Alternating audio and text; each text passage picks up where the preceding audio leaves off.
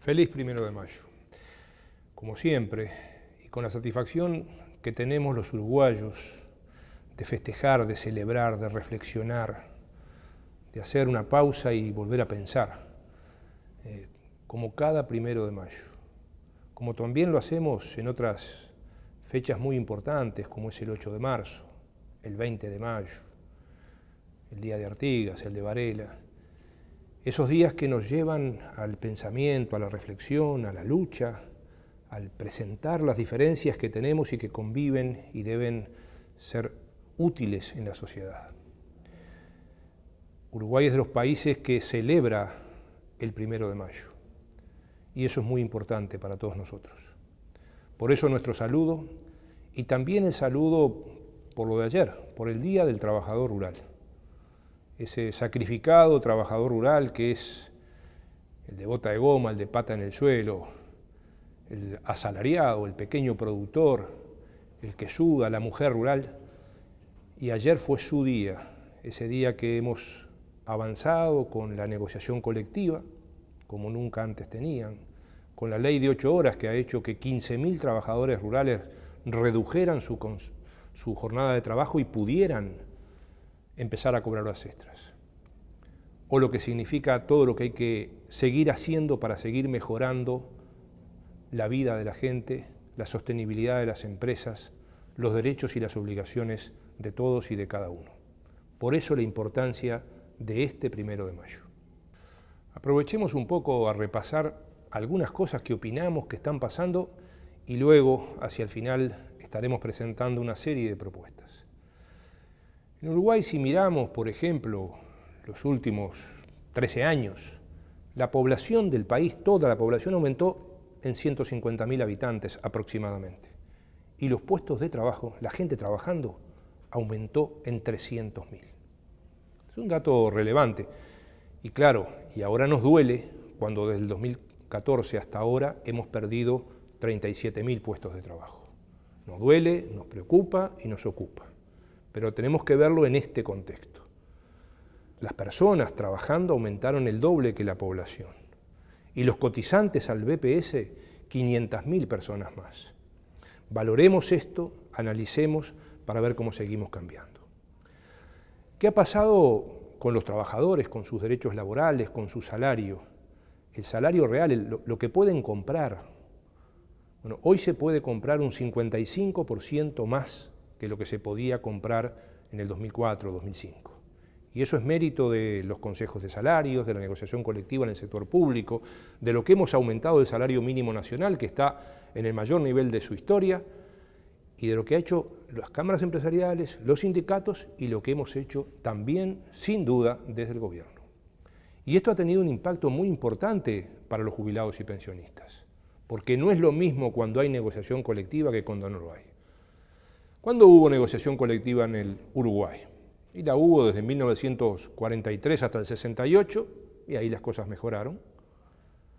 No la hubo en la dictadura, no la hubo en la década del 90, y las cosas empeoraron para los trabajadores, para los jubilados y pensionistas, también para las empresas. Y hemos retomado la negociación colectiva y ampliado la negociación colectiva desde el 2005. Por eso este año tenemos la más grande negociación colectiva de la historia del Uruguay, en el sector privado con los consejos de salarios y en el sector público con la rendición de cuentas. Vamos a poner algún ejemplo. Si no hubiera consejos de salarios, hoy una cajera de supermercado ganaría 8.000 pesos. Está ganando 20.000. Es una diferencia. Si no hubiéramos aumentado como aumentamos las pasividades más bajas en julio de cada año, estarían en 4 o 5.000 pesos. Están en 11.000. Todo esto es para valorar y para seguir mejorando. En ese camino, ¿por qué importa el Consejo de Salarios? Porque el salario y las jubilaciones, en este país donde el 70% de las personas que trabajan son asalariados y el 70% principal de los ingresos de un hogar son los salarios, importa mucho que se haga con los salarios. Por tanto, cuando se juntan en una mesa los empresarios, los trabajadores y el gobierno, están definiendo cosas muy importantes para el conjunto de la población, como cuando en el Parlamento se vota una ley. Y eso mueve el almacenero, el carnicero, el panadero, porque si mejora el salario la gente consume más. Y es lo que ha venido sucediendo. Ha venido aumentando el consumo de la población uruguaya, entre otras cosas gracias a estas medidas que hemos mejorado el salario en el país. Como han mejorado los derechos, por ejemplo, para los jóvenes. A veces nos cruzamos con algún joven por ahí de los que tanto tenemos que aprender y valorar y nos consultan, bueno, pero ¿yo qué derechos tengo además de la jubilación? Está la licencia por maternidad, por paternidad, si se enferman, el seguro de paro si te quedás sin trabajo definitivo o transitorio, lo que significa el sistema de salud. Hasta hace 11 años atrás, a nuestros queridos viejos los rechazaban de la puerta de la mutualista, ni que hablar a las personas con discapacidad. Hoy el sistema de salud, que hay que seguir mejorando, es un derecho de la gente. Y en ese camino queremos seguir. Los derechos que han adquirido esos otros trabajadores tan importantes, además del asalariado público o privado dependiente, que son los pequeños empresarios.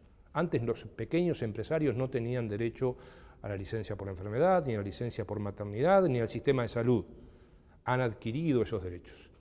Y en este camino queremos seguir. Nos preocupa el tema del empleo, nos preocupa el tema del salario, nos preocupa el trabajo del futuro, cómo nos preparamos, cómo atendemos las nuevas realidades del mundo en el Uruguay. Y en ese sentido, por ejemplo, la importancia que tiene esta negociación colectiva, donde vamos a negociar no solamente salario y condiciones de trabajo, sino también otra cantidad de aspectos que tienen que ver con la vida de la gente, de los trabajadores, de la familia, también de la vida empresarial. Por ejemplo, cómo avanzamos en cláusulas de género y en efectividad de su cumplimiento para seguir acortando las brechas que existen entre trabajadores, hombres y mujeres. Y esa es una directiva específica. Cómo seguimos mejorando en el sistema de cuidado, como ya se ha hecho en varios sectores de actividad y queremos hacerlo, porque no es lo mismo 100 pesos con guardería que 100 pesos sin guardería cuando queremos estimular y promover la igualdad de la mujer. ¿Cómo seguimos avanzando en la formación profesional? En estos 3 años se ha avanzado notablemente. El INEFOP, el Instituto de Formación Profesional, pasó de capacitar 17.000, 18.000 personas por año a más de 130.000 en 3 años.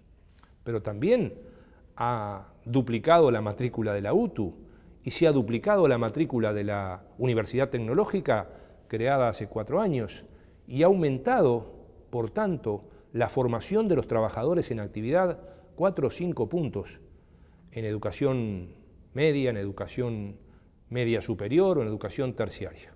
Y tenemos que seguir en ese camino, imprescindible para seguir avanzando. Tenemos que ver en ese sentido cómo potenciamos lo que ya venimos haciendo de culminación de estudios, eso que se está haciendo en diversos sectores de la actividad, que trabajadores y empresarios en actividad culminan su enseñanza primaria, su enseñanza secundaria, su enseñanza técnica. Y tenemos un programa para eso, cómo avanzar en ese camino. Cómo avanzar en la certificación de competencias, gente que sabe hacer cosas muy bien, pero que no tiene un papelito que lo demuestre. Eso de certificar competencias y saberes será también un programa específico que estaremos profundizando en estos próximos meses. Lo que significa también la promoción del emprendedurismo juvenil. Esto es ver cómo los jóvenes pueden avanzar en emprendimientos que les den mejores posibilidades de trabajo. Y también en un decreto que vamos a promover de pasantías formativas remuneradas, o sea, jóvenes estudiando y trabajando. Y otra cosa que venimos haciendo con asesoramiento de Alemania, de Francia, de Corea, con experiencias que ya se vienen haciendo en Uruguay, la formación dual en las empresas, promover más formación dual en las empresas. Mejoras en la ley de empleo juvenil. Es necesario esa ley que tenemos, flexibilizarla, adecuarla a las nuevas realidades, potenciarla, y todas estas cosas que estamos proponiendo las vamos a promover en ámbitos de discusión con las cámaras empresariales, con el PIT-CNT, con otros organismos involucrados. En distintos ámbitos presentaremos estas propuestas para poder llevarlas lo más rápida y efectivamente adelante posible. Tenemos también que seguir mejorando en la salud laboral. Se ha mejorado mucho, hemos bajado de 41.000 accidentes laborales en 2014 a 31.000 en 2017. Y esto se ha dado en casi todos los sectores de actividad y en casi todos los departamentos del país. Por ejemplo, por primera vez en la historia llevamos un año sin accidentes fatales en la construcción. Y esto es muy importante. Pero hay que seguir haciendo. Por ejemplo, tenemos una ley de 1914 que queremos actualizar y que es la ley principal de la salud ocupacional en Uruguay. Tenemos que avanzar también en otros temas que ya hoy son necesidad nacional. En los próximos días, ya está pronto, lo hemos firmado, se presenta el proyecto de ley de inserción laboral de personas con discapacidad. Un proyecto sustitutivo del que aprobó inicialmente la Cámara de Diputados y que hemos consultado con las cámaras empresariales y con el PIT-CNT, y creo que en el Poder Ejecutivo hemos llegado a un proyecto serio, importante, gradual, que va a permitir que este sector tan importante de la población también tenga mejores oportunidades y mejor acceso al trabajo, eso que es característico del ser humano. Está para entrar al Parlamento en estos primeros días de mayo. Otro proyecto de ley muy importante que queremos impulsar, el Fondo de Garantías Laborales ante la insolvencia patronal.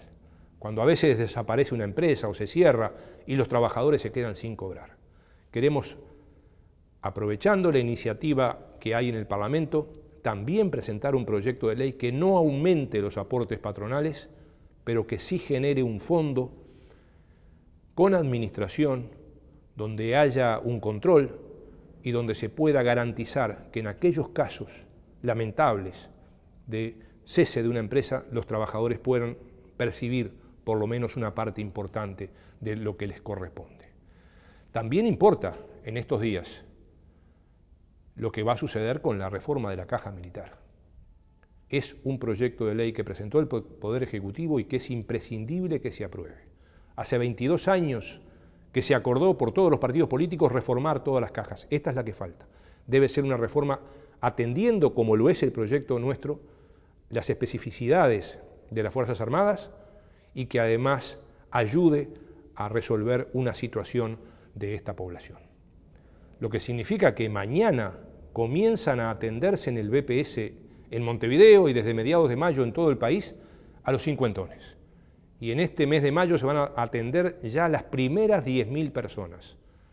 Y ya hacia junio el Banco Central tendrá que reglamentar cómo se empieza a rebajar las comisiones que cobran las AFAPs a los trabajadores y que eso permitirá, como lo ha hecho la Ley de Unidad Previsional o la nueva tabla de expectativas de vida, ir mejorando gradualmente este sistema.